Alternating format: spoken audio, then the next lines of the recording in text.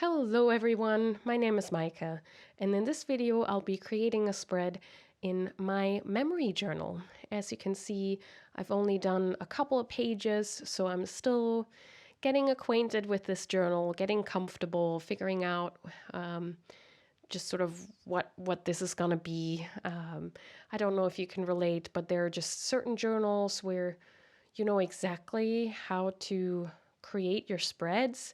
You just have this groove, you know certain layouts that you feel comfortable creating over and over again, or you know what kinds of information goes in there. With this one, it's all still sort of up in the air.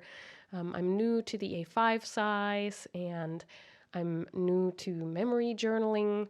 So I'm more of a creative journaler usually, which I guess is a little bit more thought-based, or quotes and interesting things I read or see. But yeah, I've wanted to make more of a conscious choice of documenting my days and kind of telling myself that even though I sometimes think my life is pretty eventless, that it's still worth remembering nonetheless, even in the more mundane things.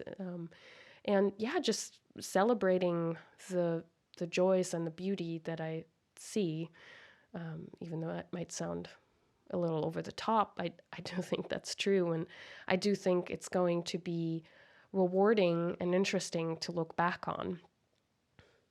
Yeah, so in this spread, I am documenting a walk with my family dog, Molly. She's the cutest. And I had actually taken my camera with me on this walk because I knew I wanted to document it. But when I came back and sort of looked at the pictures, they hadn't turned out that well. They were a little grainy, they were a little blurry.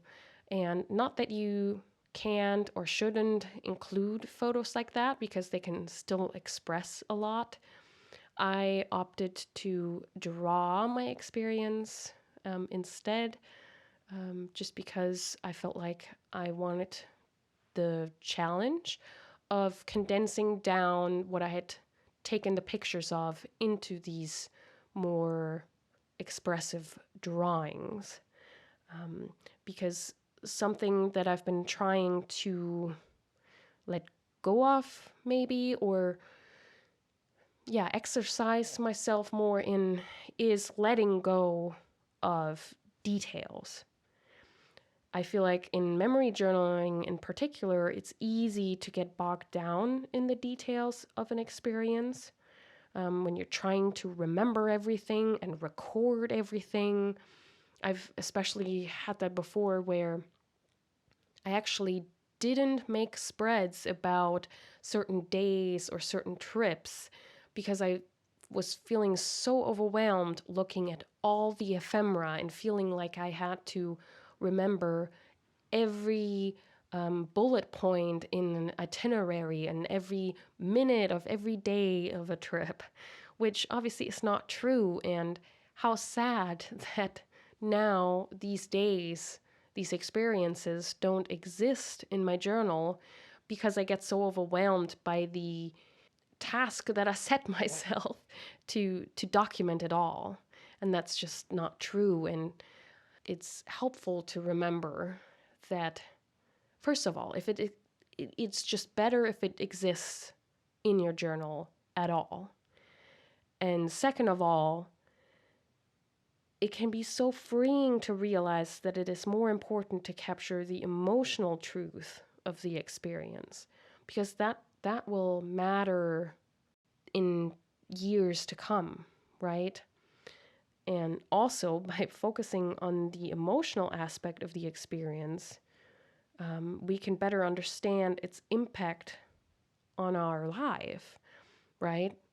So with this walk with my family dog, for example, yes, there is the particular setting of this, the particular context that is important to me from this dog walk, the particular morning setting and the lovely sky colors and the first snowdrops coming up. So, first signs of spring.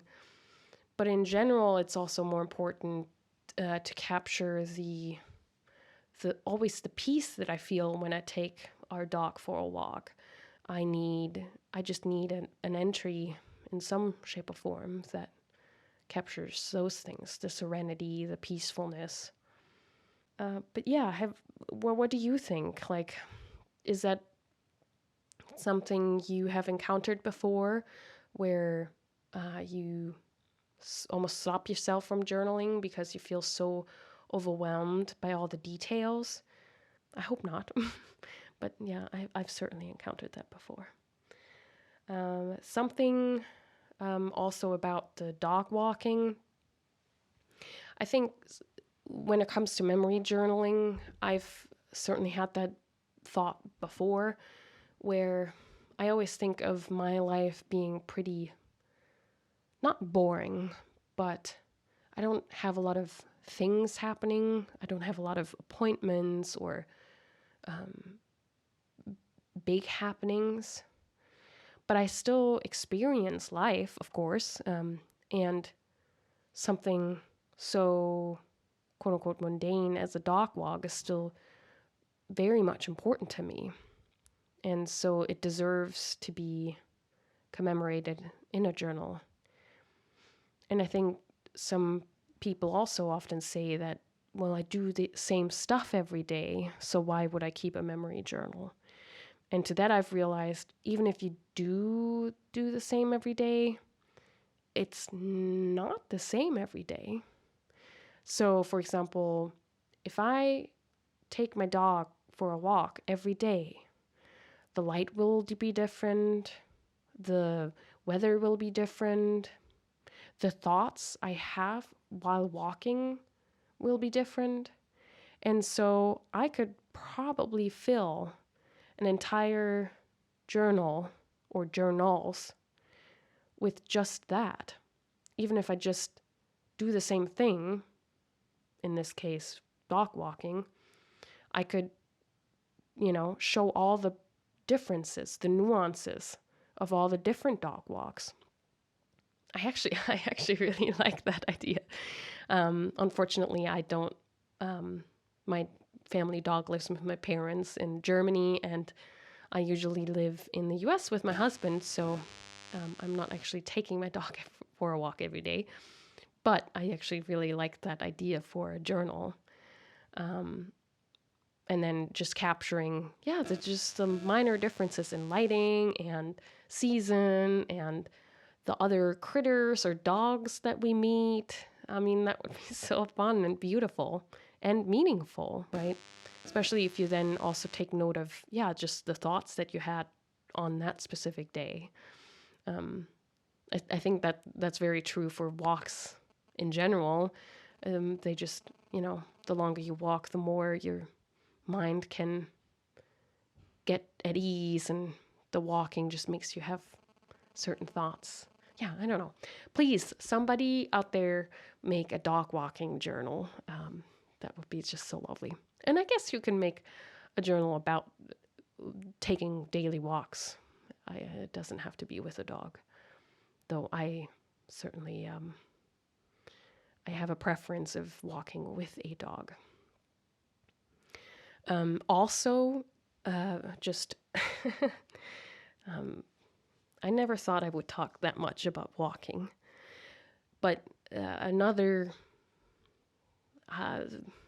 realization, I guess, I had about memory journaling is that even if you think something isn't spectacular or, the meaningful event for my memory journal, even just the things you decide to put in your journal, though, may it be the flowers that you noticed, or the critter you observe from your window, even that tells a story about you and how you experience your life, right? So journaling doesn't have to be about you in the sense that here's what I did that day. Even if you just record what you observed, it's still a journal about you, and it can tell you a lot about what's important to you and meaningful to you. And it's certainly interesting how often walking and walks show up in my journals as meaningful experiences or cherished memories. And it can tell me that I should probably do them regularly and find time for them. Yeah. So what's new in your journaling? Are you trying something new, a new format, or a new way of capturing your experiences? I've recently felt a little, or I've been feeling a little restless. I'm trying a lot out in terms of just layouts. Also in my A6 creative journal, I'm playing with some spreads, making them very detailed in terms of a lot of ephemera, a lot of stickers, watercolors, and then the last couple days I've tried a couple more minimal spreads, just very simple, calm layouts. So that's kind of fun. We'll see how that goes. But yeah, I thank you for sharing this time with me, and I hope you found some inspiration in this. And let me know your thoughts in the comments below. And I'll see you in the next one. Bye.